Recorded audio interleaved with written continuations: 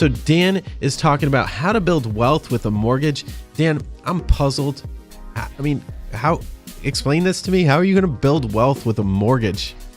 Seems crazy enough, right? There's a couple of ways. I mean, one, you're building equity in that mortgage as you pay it down. Sure. The second one that I want to talk about, and this came to me the other day. I was speaking to a client who's young.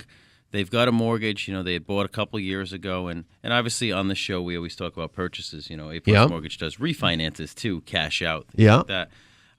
So this particular client, we were having a conversation. They were working with one of my loan officers, and that client said to my loan officer, $70 a month isn't worth it for me to do this mortgage. And I said to that client, I said, well, $70 a month might not seem like a lot, but could I have a couple minutes of your time to explain what $70 in redoing your mortgage really is? Yeah. I said, so the first step in this process is I'm going to rewrite your loan, and I'm going to minimize the cost, meaning right now on your mortgage you owe $150,000. Yeah. When it's all said and done, you're going to owe maybe $151,000. So your balance is only going to go up $1,000. And of course, he says, how are you going to do that? And I said, I'm going to give you credits. I'm going to give you lender credits towards your closing cost. Okay. He got past that. He understood now, okay, that's a good deal. I said, I'm going to get you 2 months off on your mortgage. We're going to close this loan at the end of October.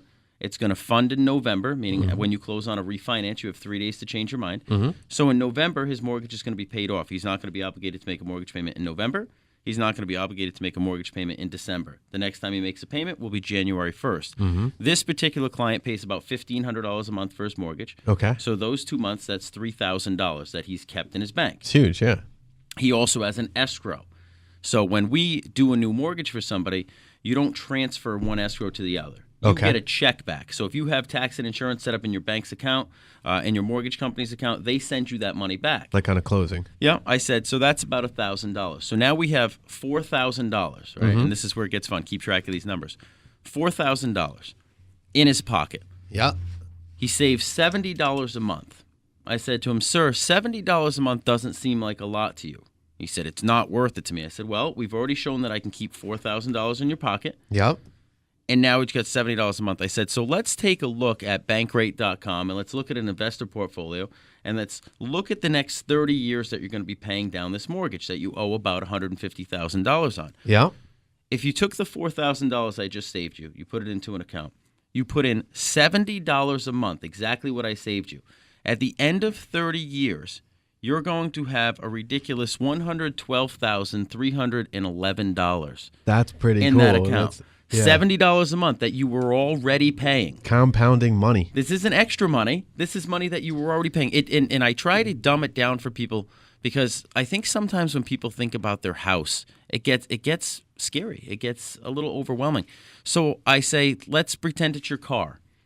You drive your car to work every day and you've got a $350 a month payment. Yep. If I told you could drive that same car to work tomorrow and you could have the same number of payments left on that car payment, but instead of $300, it was going to be instead of $350, it was going to be $300.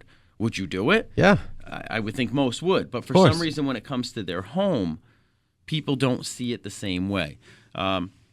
Another example on this particular one on that client. So I joked and I told him $112,000, and he kind of a little banter back and forth and said, "Well, that's over the next 30 years. That's going to take forever." And I went, "You got to start somewhere." Yeah, you just took a 30-year mortgage out. So yeah, you have a 30-year mortgage. So by the time it's paid off, wouldn't it be nice to know that you have a home that's free and clear, and you have $112,000 in the bank? It's a huge nest egg. Yeah, that's perfect. That's exactly what every borrower should be doing. Every client should be doing is you should be planning for your retirement. I see a lot of people who have their house free and clear and they don't have 2 pennies to rub together. Yeah.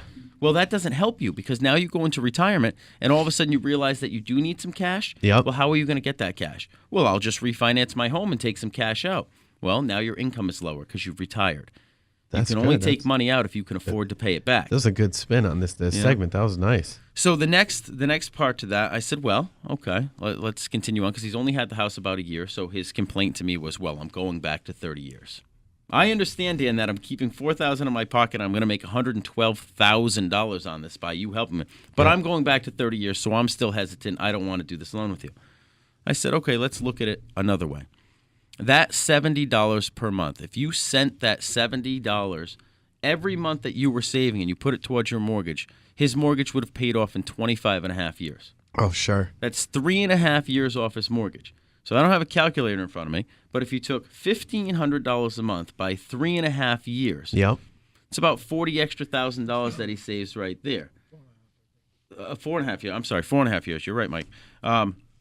If you took that money, I mean, you're talking a huge $50,000, $60,000 in savings, paying off your home that much faster. Sure. And it all started with $70 a month.